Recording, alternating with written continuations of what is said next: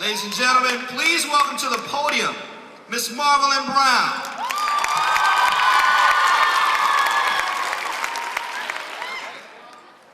So I'm going to take you all back.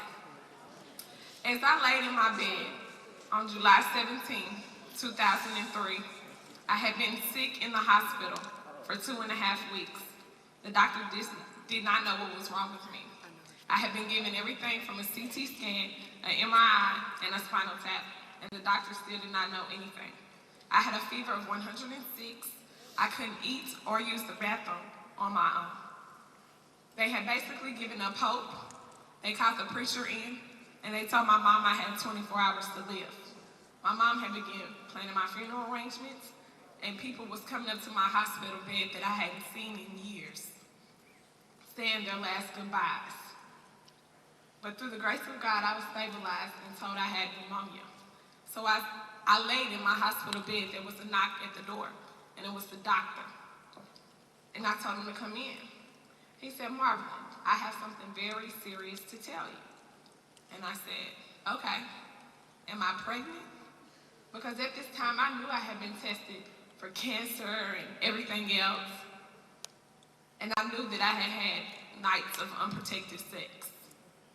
And what worse thing could a doctor tell me that could happen from sex other than pregnancy? And he looked at me and he said, "You're not pregnant. You're HIV positive." Growing up, my life was a blur. I was living for the moment and by the day. I was voted most athletic. I played every sport except tennis and golf. My best friend was prom queen. I made every party. I had every shoe, and I had all the clothes. HIV, to me, I put it on other people. I put it on gay men, IV drug users, prostitutes. I put it on anything other than me. I never thought I could have HIV, so it was the last thing on my mind. So as I sit there and the doctor told me that, I looked at him and I said, "I have AIDS and I'm gonna die." And he said, "No, you don't have AIDS and you're not going to die." At that moment, I knew whatever I had thought about HIV was untrue. All the misconceptions I had heard, all the myths, at that moment, it just didn't click. I wanted more information about HIV, so I began picking up the phone. The very first person I called was my best friend. And she told me that she was at work, and as soon as she get off work, she was gonna come and see me. So I called my next friend, who was 8 months pregnant at this time, and I was actually supposed to be the godmother of the child that she was carrying. And I said, "I'm HIV positive." And she told me that she didn't want me to be the child's godmother, and she hung up the phone in my face. So I went on, and I called my sister, who was at work and was very nervous. Then I called my aunt, and then my mother. And once I got to my mother, she told me, "Do not tell anyone else anything. And if they truly want to know what's wrong with you, just tell them you had cancer." I didn't have to tell anyone anything else about me, because the day I found out I was HIV positive, my community of Nashville, Tennessee found out I was positive as well. My story just started to spread. People were coming up to my hospital just having to get a look and just to see if it was actually true of me having HIV. At this time, I still didn't know anything more than what I knew about HIV at first, which was absolutely nothing. Growing up, when I heard of HIV, I always heard STDs separately, so it never dawned on me that I can contract the virus sexually, because it was always STDs and HIV, and then you heard about hepatitis, and I'm thinking, well, if HIV was an STD, it would be in the same bracket as gonorrhea, chlamydia, and herpes, and all these things, and it wasn't true. So at this time, everyone was wondering, well, where did she get HIV from? And it was one day, I was supposed to go to work, and I decided not to go to work. I went to the park instead, and while I was at the park, I seen this guy, and he was really cute. And I just, started looking, really didn't think too much more about it until I seen him looking back. And I decided, well, I may have a chance with this person. So we began talking and exchanged numbers, and we started a relationship. He was 23 years old at the time, and I was only 19. He had his own place, his own car. He had a few jobs. I used to tell my friends about him, and they used to be like, oh, I'm kind of jealous, and, like all this other stuff. So I really thought, I was doing something. So it became one night, we were ready to have sex, and he told me he didn't have a condom. And at this time, I began thinking. He knew that I wasn't on birth control, so it meant he could see me as his baby mother. I felt special. When he told me he loved me, it means I loved myself even more, just because he loved me. It made me just feel special and honored that he wanted to do all these things. So I proceeded to have sex with him without a condom. And it took me 3 weeks later to be in the hospital, sick with pneumonia. So I picked up the phone and I called him and I let him know that I was HIV positive. And he told me that he was sorry. So once I got out the hospital, I started living my life. Not necessarily living, I was basically waiting to die. I had given up hope on myself because I had experienced stigma already and I wasn't even positive for more than a week. I went back to school where I was forced to just drop out because every time I went somewhere, people would point and laugh and say, oh my God, that's a girl with HIV. I was scared to go around my family because when I was around them, I was forced to eat off paper plates, plastic silverwares. I had to wash my clothes separately. No one really understood what HIV was. I was shunned out of my church. They didn't want me there because I was HIV positive, and they always wanted to put fornication and the devil in the same sentence that they put HIV in. So at this time, I started living in my car. I was homeless. I didn't know where to go, who to turn. I just waited to die. I even went to Walmart and I said, I'm gonna take a obituary picture because if I'm gonna die, I want the cover of my obituary to look good. So I went and I took the picture. And one day when I was driving home in my car, my home was the Walmart parking lot, by the way. As I was driving home, I looked up and I seen brake lights. And once I seen these brake lights, I barely jerked the wheel to the left. And I remember losing control of the car. And the car spun across 4 lanes of traffic. And it turned completely around and it faced the oncoming traffic. A tractor trailer was heading my way full speed. And I seen the tractor trailer hit its brake and smoke started coming up on both sides. And I just looked and I was just like, oh man, I'm about to die. So I just closed my eyes. And when I opened them, the tractor trailer was inches away from the front of my car. And I was just like, wow. At that moment, it didn't even dawn on me that I had almost died and it had absolutely nothing to do with HIV. I didn't realize it till I got home. And I realized how much time, at this time it had been 6 months, me living with HIV, looking in the mirror, waiting to die. Facing stigma, like all these things, it just didn't settle. And so I realized that I had wasted too much time out of my life, that I was still somebody with or without HIV. So I wanted to get myself together. So I went out and I got me a job, which eventually let me have a place of my own. And I started speaking out about HIV and AIDS. I decided to put my story in the Tennessean and spread my message. At this time, I didn't want anything big to come out of it. I just wanted to let the people know in my Nashville community that it was real because I hadn't owned up to it at this point.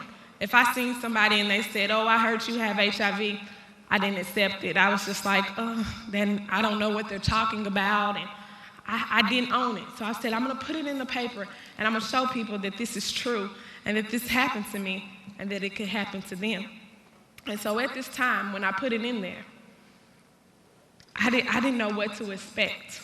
And I received getting letters and phone calls from people who were living with HIV in Tennessee, and for that matter, all over the country, because news had broke that someone my age, I was 20 years old at the time, who came out and started sharing their story. So from that moment, things just started happening, and I became an HIV activist. It was something that I found comfort in doing. And when I always come out and share my story, I try to leave people with 3 very important messages. I always tell them to get tested, because I never would have gotten tested for HIV. When I found out I was positive, the thing that shocked me the most was that the H in HIV stood for human. I thought it stood for heroin user, homosexual, just anything I wasn't. And that shocked me. And so I never would have gotten tested. I was better than HIV. It was too much stuff going on in my life that I was not concerned about that. I wasn't concerned. So I tell people to get tested, because now I've been living with HIV for 5 years. And the most scary part about it would be not knowing that I was HIV positive, because in this case, it's better to know your status than not to know. Not only about the people I would have infected, but the virus would have multiplied in my body to the point I probably would have found out when I had full-blown AIDS. And I always tell people to be responsible. And the reason why I tell people to be responsible is because what if I tell you that the guy who infected me, the reason why he told me he was sorry is because he knew he had it when he gave it to me. It still didn't change the simple fact that I had a choice. I was not raped. I chose to get HIV. They talked about HIV being a preventable disease. I made a choice that now I have to live with the rest of my life. What if he had HIV and he didn't know it because he never been tested like so many people in this world? It still wouldn't have made a difference that I got HIV. I would still have the virus. And I had a choice, so I have to live with that. I have to live with the choices that I made. And looking back on it, I don't like to admit it, but my self-esteem was shot. I didn't have any self-love. Because if I had so much self-love, why did I give him the power to decide my future and my life? Why didn't I have more control over the situation? I didn't love myself. And I always tell people to get educated. Because the girl who I was supposed to be the godmother of her child, she couldn't see that we both had sex. She had sex and got pregnant. I had sex and got HIV. Our roles could have easily been reversed, or easily one of us could have got both. Because people do find out they're HIV positive and pregnant, HIV positive and hepatitis. Just because you have HIV or one or the other it doesn't eliminate you from anything else. And nowadays, I live a normal, regular life. I have a boyfriend. I'm very happy. I see marriage and kids in my future. I have an autobiography coming out. I just won an Emmy. Thank you.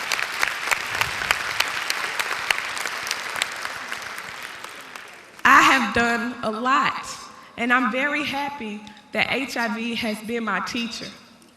It really has. HIV has taught me self-love and self-respect, but HIV doesn't have to be your teacher. My life is great, but I'm telling you, HIV is the disease that you don't want. You don't want it. Every day, I take 8 horse pills that make me sick to my stomach. I experience everything from vomiting, diarrhea, and nausea. They make me sick. And even though the medicines are pretty bad, the worst thing about having HIV is the stigma that I face on a day-to-day basis, even to today. From people who don't believe that HIV can happen to them, that HIV is a joke. HIV is very, very real. And I'm here to tell you that if it happened to me, it can happen to you. But if you do have HIV, doesn't mean that your life cannot go on. I have HIV. HIV does not have me. I have control of me and my situation. And so I really do leave you all with these 3 messages, which was get educated, get tested, and be responsible.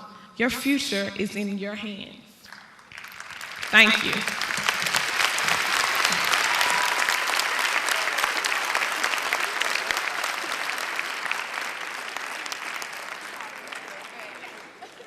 Give it up one more time for Marvelyn Brown.